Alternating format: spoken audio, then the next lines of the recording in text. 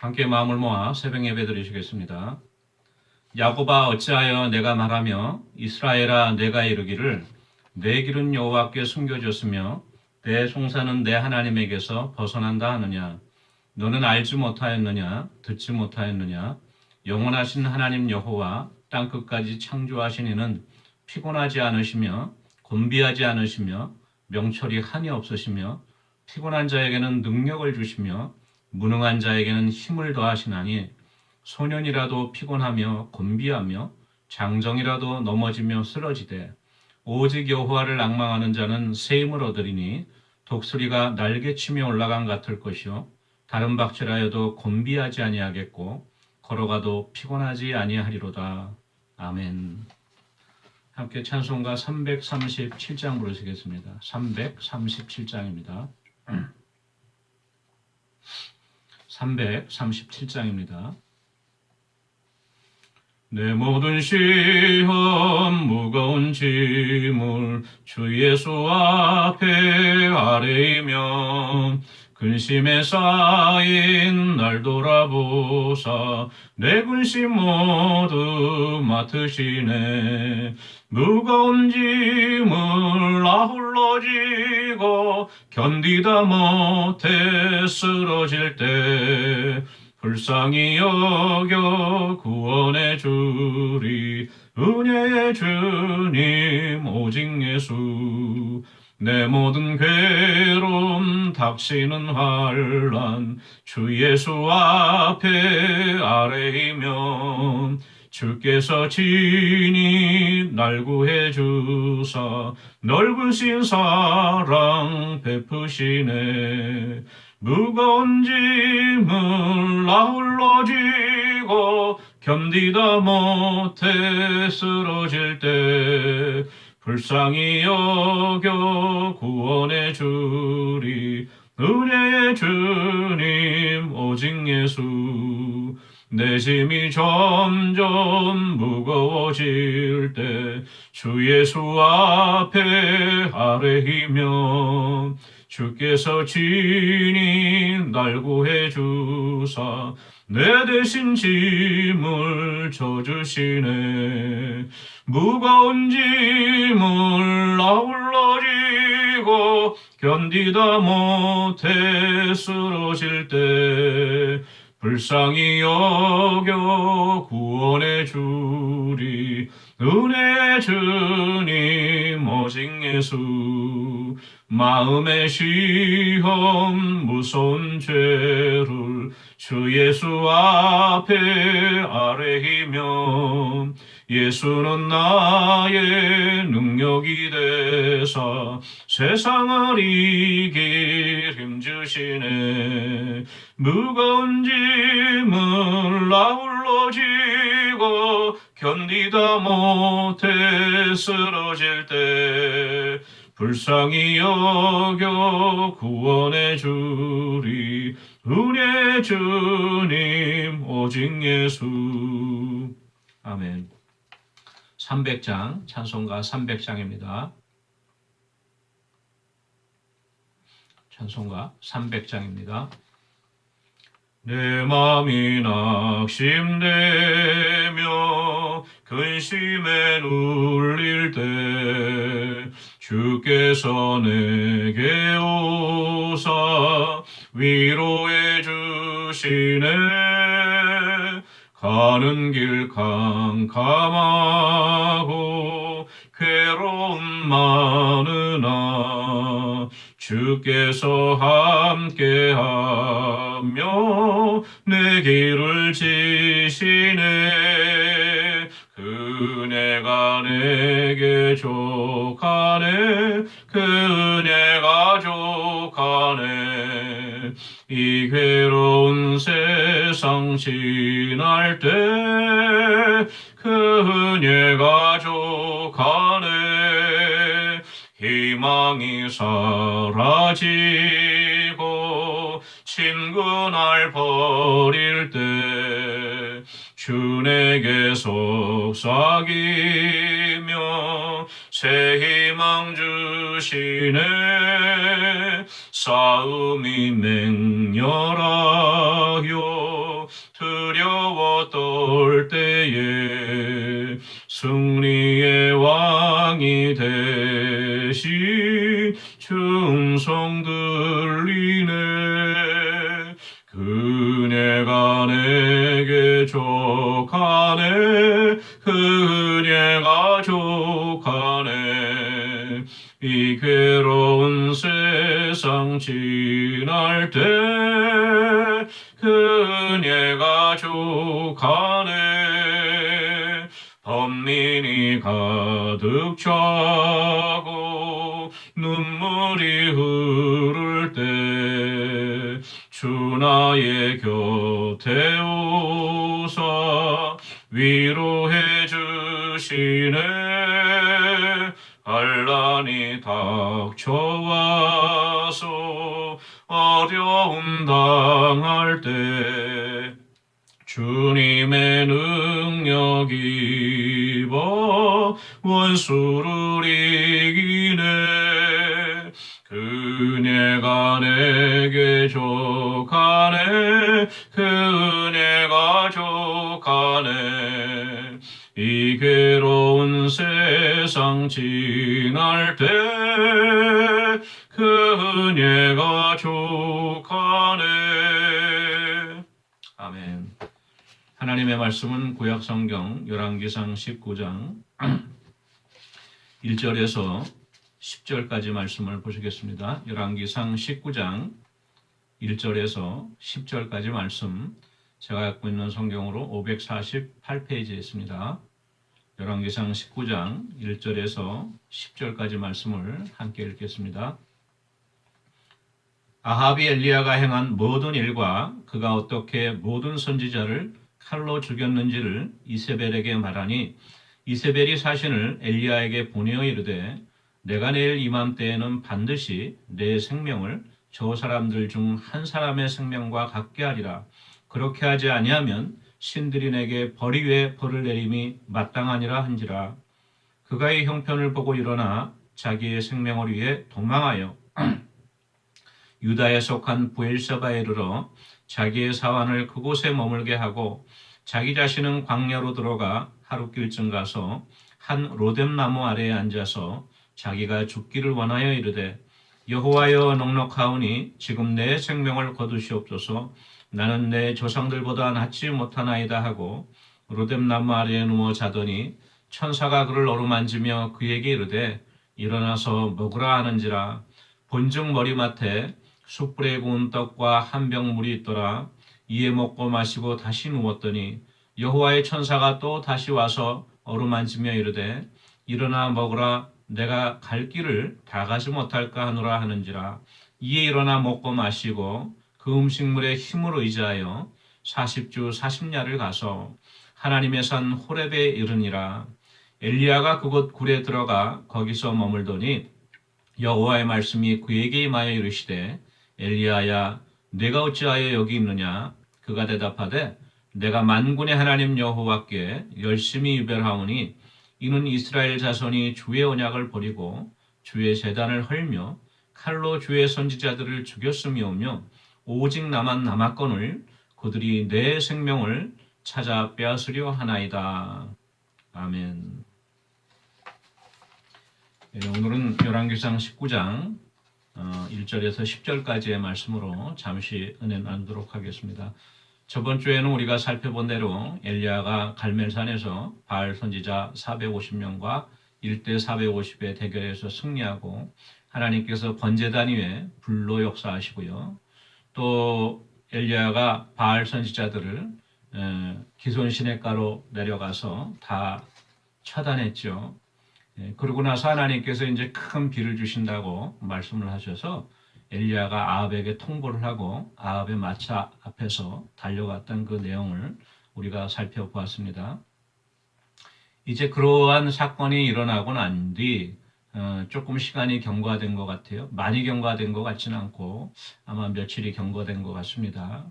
오늘 1절 말씀 보니까 아합이 엘리야가 행한 모든 일과 그가 어떻게 모든 선지자를 칼로 죽였는지를 이세벨에게 말하니, 그러니까 아마도 그 갈멜산에서 바알 선지자와 엘리야가 그 대결했던 장소에 이세벨은 함께 동행하진 않았던 것 같습니다. 그래서 이제 아합이 다시 이제 궁으로 돌아가서 이세벨에게 여차저차 했다는 사정을 이야기했죠. 그 이야기를 듣자 2절 말씀에 이세벨이 사신을 엘리야에게 보내어 이르되, 심부름꾼을 엘리야에게 보냈어요. 그래서 이렇게 통보를 합니다. 내가 내일 이맘때에는 반드시 내 생명을 저 사람들 중 한 사람의 생명과 같게 하리라. 무슨 얘기나 하면 엘리야 당신이 바로 내가 아끼던 바알 선지자들을 450명이나 살해했는데 내일 만약에 내가 당신의 목숨을 저 사람들과 같이 하지 아니하면 신들이 바알 신이 내게 벌을 내리고 내리면 마땅할지라. 이렇게 협박을 하는 거죠. 살해 협박을 하는 것입니다. 이 말씀을 볼 때 아마도 이 아합이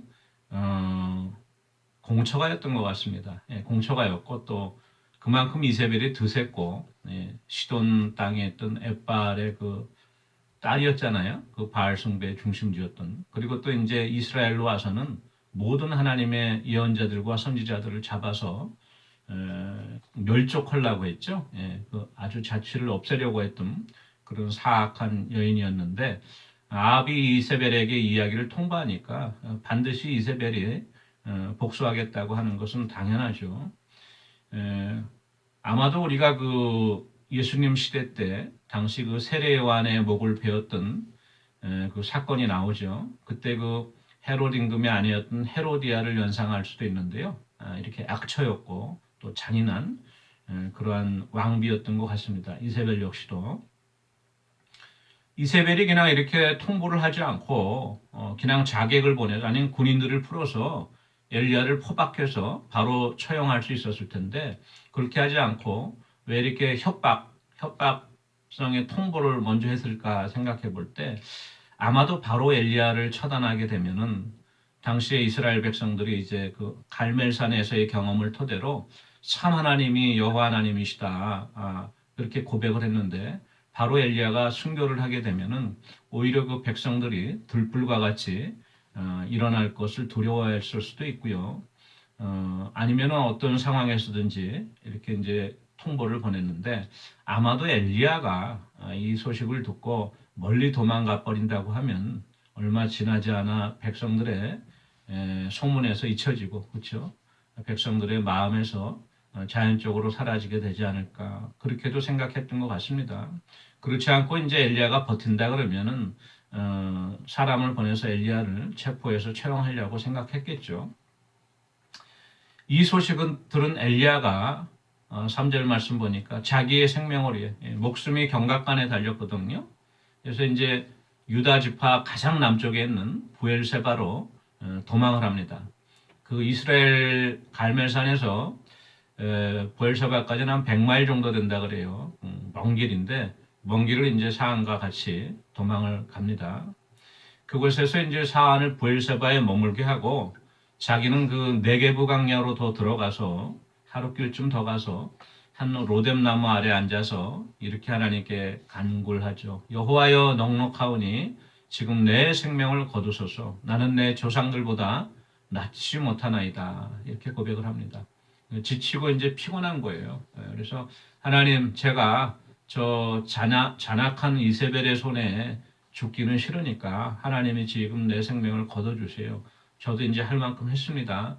저 앞에 있던 많은 위대한 선지자들 모세와 또 여호수아 사무엘도 하나님의 큰 일들을 감당했지만 결국은 죽어서 조상들에게로 돌아가지 않았습니까? 저도 마찬가지로 내 생명을 거둬주십시오. 제가 조상들보다 조금도 낫지 못합니다. 이렇게 한탄을 하는 거죠. 이 로뎀나무라고 하는 곳은 어떤 그 영어 번역에서는 이제 브룸추리, 그러니까 빗자루 나무 정도 되나요? 예, 브룸추리라고도 하고 또 주니퍼 추리라고도 하는데 이 버드나무과의 그 나무 같아요. 버드나무 잎처럼 그 잎사귀가 가늘고, 그러니까 뭐 그늘을 제대로 그늘이나 만들겠어요. 해를 가리지도 못하고. 근데 광야에서는 그나마 이 나무가 유일하게 그 햇볕을 가릴 수 있는 나무였다고 합니다. 그래서 이 나무 잎사귀를 꽈갖고 또 밧줄처럼 어떤 물건을 묶고 하는데도 사용했다고 해요. 키는 한 1.5에서 3m 정도. 또 어느 정도 좀 그 안에 들어가 있으면은 아주 직사광선은 좀 면할 수 있는 그러한 거였죠. 그래서 엘리야가 그 로뎀나무 아래 가서 누워서 잤습니다. 예. 피곤하고 탈진 상태예요. 예. 갈멜산에서의 그 대결도 그랬지만, 그리고 또 바알 선지자를 다 처단했잖아요. 음, 보통 사람의 힘으로 감당할 수 없을 만큼 심신이 다 피로하고 지쳤겠죠. 그리고 또 이제 아합 병과 앞에서 달려갔고, 또 이렇게 도망 왔고, 피곤하고 힘드니까 그냥 정신을 잃고 누워서 잤던 것 같습니다. 근데 얼마 후에 천사가 그를 어루만지며 일어나서 먹어라 이렇게 이야기를 합니다. 보니까 머리맡에 숯불에 구운 떡과 또 물이 한 병이 있었다고 기록되어 있어요. 흡사 부활하신 예수님께서 갈릴리 호숫가에서 다시 고기 잡으러 갔던 7명의 제자들에게 나타나셔서 고기 좀 잡았냐? 못 잡았다 그러니까 그러면 배 오른편으로 그물 내려라. 그래서 많은 고기를 잡았죠. 그래서 육지에 올라왔더니 예수님께서도 또 숯불 위에 생선과 떡을 준비하셨죠. 그 제자들을 위로해 주신 사건이 있는데 흡사 마찬가지로 이 숯불에 구운 떡과 물 한 병이 엘리야의 머리 곁에 있었습니다. 그래서 엘리야가 이것을 먹고 마시고 또 잠들었어요. 그리고 한참 시간이 지나서 천사가 다시 와서 일어나서 다시 먹고 마셔라. 너가 이제 갈 길이 있는데 기운을 내지 못하면 갈 길을 다 가지 못할까봐 걱정된다. 이렇게 이야기를 합니다. 그래서 이제 엘리야가 일어나서 다시 떡과 물을 마시고 그 음식에 힘을 의지하여서 40주 40년, 그러니까 40일 동안을 밤낮 쉬지 않고 달려가서 하나님의 산 호렙에 이르렀다고 기록되어 있습니다. 호렙은 이제 신의 산이라고도 하고요. 모세가 하나님으로부터 십계명 하나님의 율법을 받았던 장소이기도 하죠. 바로 이 40일 동안 달려갔다는 것은 아마도 그 모세 시대에 이스라엘에서 광야의 40년을 엘리야가 기억하면서 또 그것을 회상시키시면서 하나님께서 호렙산으로 인도하신 것이 아닌가 생각됩니다. 이 왜 호렙산일까 많은 생각을 할 수가 있는데요. 일단은 오늘 말씀을 묵상하면서 제일 먼저 마음에 떠오르는 것이 바로 이제 출애굽기 33장에 나와 있는 기사인데 그 32장에 모세가 하나님의 율법을 받으러 시내 산으로 올라갔을 때 그 산 아래에서 백성들이 아론에게 금송아지를 만들어 달라 그러고 먹고 마시고 뛰놀았잖아요. 이게 바알 선지자들처럼 마치. 그때 모세가 이제 계명을 받고 내려와 보니까 소란한 소리가 있어갖고 이게 무슨 소린가 보니까 그냥 금송아지를 우상 숭배하고 아래에서 뭐 난리가 난 거예요. 그래서 모세가 화가 나서 그 돌판을 깨뜨렸죠. 그러고 나서 이제 하나님의 진노가 그 백성들 중에 임해서 누구든지 허리에 칼을 차고 진 이쪽에서 저쪽까지 그냥 닥치는 대로 다 죽여라, 처단해라 이렇게 명령을 하죠. 그때 레위 사람들이 칼을 차고 한 3천 명 가량을 처단했던 역사가 있습니다. 그게 이제 33장에 나와 있는데요. 오늘 엘리야도 마찬가지죠. 우상 숭배하던 바알 선지자들을 450명을 처단하고 이렇게 쫓겨가고 있죠. 모세가 그렇게 그 하나님의 심판이 임한 다음에 백성들을 위해서 중보합니다. 그때 하나님께서 다시 그 가나안 땅 언약을 상기시키면서 이렇게 말씀을 하세요. 모세가 하나님께 먼저 이렇게 아뢰죠. 주의 영광을 내게 보이소서. 저에게 하나님의 영광을 보여주십시오. 이렇게 간구하니까 하나님께서 내가 은혜 베풀 자에게 은혜를 베풀고 긍휼히 여길 자에게 내가 긍휼을 베풀인다. 그것도 너가 내 얼굴을 보지 못한다. 왜냐하면 내 얼굴을 보고 살 사람이 없기 때문에 내가 너를 한 장소에 지정한 데다 둘 테니까 그 반석 위에 서라. 여기 그 바위가 나와요. 그 반석 위에 서라. 이렇게 말씀하시고 내 영광이 지나갈 때에 내가 너를 바위 틈에 두고 내가 지나도록 내 손으로 너를 덮었다가 손을 거둘 것이다. 그러고 나면 너가 지나간 내 등을 볼 것이고 얼굴은 보지 못할 것이다. 이렇게 안속을 하는데요. 이 시내산에서의 바로 그 바위 반석이 나오죠. 근데 오늘 말씀 보니까 19장 9절에 엘리야가 호렙산 시내산에 이르러서 그곳 굴에 들어가 9절 말씀이에요. 거기 머물더니 이렇게 기록됐어요. 아마도 이 굴이 모세가 하나님의 영광을 볼 때 하나님께서 그 숨겨두셨던 그 바위가 아닐까, 굴이 아닐까, 이렇게 많은 성경학자들이 해석을 하는데 저도 동의합니다. 동일한 굴이라고 저는 생각해요. 그냥 호렙산 시내산에 여러 가지 바위 동굴이 있었겠지만 그 어느 그 각각의 동굴이 아니라 바로 하나님께서 모세에게 하나님을 영광을 보여주셨던, 그때 모세를 감추어 두셨던 그 동굴로 동일하게 하나님께서 엘리야를 인도하신 것이 아닌가 그렇게 생각합니다. 그때 하나님께서 엘리야에게 이렇게 물어보십니다. 내가 어찌하여 여기 있느냐? 이렇게 물어보세요. 그랬더니 엘리야가 이렇게 대답하죠. 내가 만군의 하나님 여호와께 열심히 유별하오니, 옛날 번역에서는 특심하오니 그랬어요. 내가 마음이 아주 특별히 하나님을 향해서 열심히 특별합니다. 유별하오니 이는 이스라엘 자손이 주의 언약을 버리고 주의 제단을 헐며 칼로 주의 선지자들을 죽였으며 오직 나만 남았는데 이제 이 이세벨이 내 생명마저도 살해하고자 쫓아오기 때문에 내가 이렇게 도망와 있습니다. 이렇게 하나님께 자기의 사정을 아뢰죠.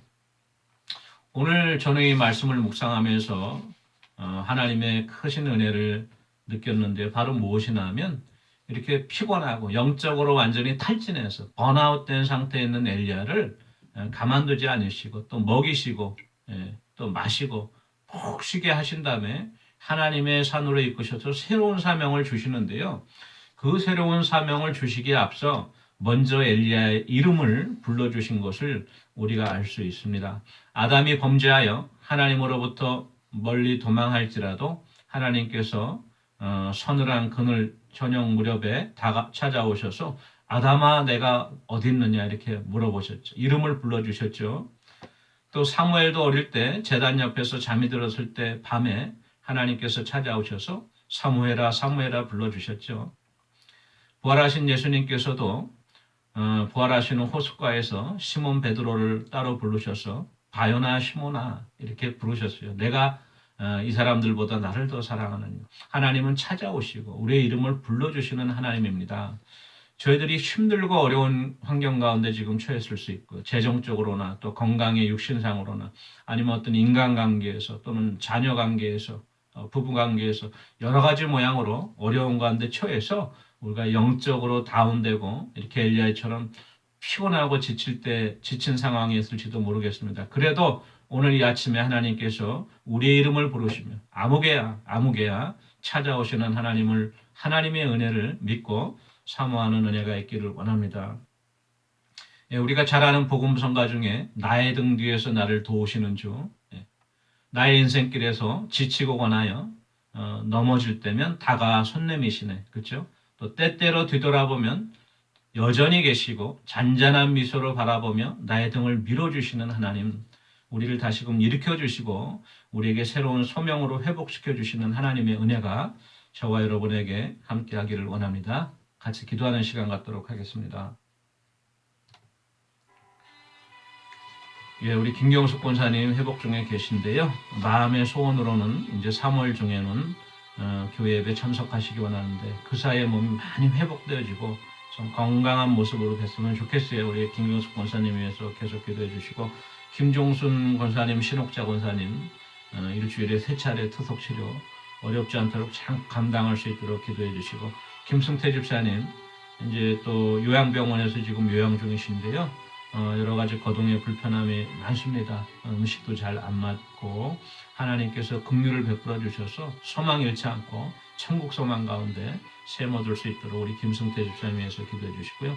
또 우리 김종희 권사님, 서정옥 권사님은 아마 금주 중으로 다 퇴원하시기로 약속이 되어 있는데 우리 서정옥 권사님, 김종희 권사님도 이제 회복 후에 집에서 머무실 때도 더욱더 강건하여서 속히 교회에 참석하실 수 있도록 위해서 기도하기 원합니다. 같이 기도하시겠습니다. 사랑해 주님 은혜를 감사합니다. 아버지 우리 김경숙 권사님 마음의 소원은 3월 중에 이제 아버지 주님 앞에 나와 함께 예배에 참석하기 원합니다. 주여 사랑하는 딸을 붙잡아 주시고 마음의 소원을 두게 행하시는 하나님께서 그 육신도 강건하게 붙잡아 주셔서 속히 아버지 예배에 동참할 수 있는 귀한 은혜 허락해 주시옵소서. 김승태 집사님 침상 가운데 아버지 거동도 어렵고 아버지 참으로 음식도 입에 많지 않고 여러 가지로 낙심한 가운데 있습니다. 하나님께서 찾아가 주시고 손 붙잡아 주시고 천국의 소망 가운데 믿음의 확신을 더하여 주시고 아버지 일으켜 주셨기를 간절히 바라옵니다. 아버지 우리 김종순 권사님 또 신옥장 원사님 늘 투속 치료 가운데 어려움이 없도록 붙잡아 주시고 잘 감당할 수 있도록 그 육신 가운데 세임을 주시고 아버지 능력으로 붙들어 주시옵소서. 서정욱 권사님 김정혜 권사님 어려운 일 당하였지만 하나님께서 무사히 고비를 넘기게 하시고 아버지 이제 치유되어서 다시금 태어나실 수 있는 은혜를 허락해 주시니 감사합니다. 아버지 우리 사랑하는 두 분 권사님 능력 가운데 붙잡아 주셔서 속히 아버지 주님 전에 나와 함께 예배할 수 있는 귀한 은혜도 허락해 주시옵소서. 감사드리고 예수님의 이름으로 기도합니다. 아멘. 사랑해 주님 은혜를 감사합니다. 우리가 지치고 피곤하여 넘어지고 또 아무런 힘이 없을 때 우리를 찾아와 주시고 우리의 이름을 불러주시는 하나님, 그 하나님의 은혜에 우리가 힘입어 오늘도 샘 얻어 새로운 하루를 시작합니다. 아버지 주님께서 붙잡아 주시고 손 내밀어 우리의 손 잡아 주시고 일으켜 주시고 감사합니다. 아버지 모든 것이 주님의 은혜입니다. 예수님의 이름으로 기도합니다. 아멘. 오늘도 주님 손잡고 일어나 승리하는 하루 되기 바랍니다. 개인 기도하시겠습니다.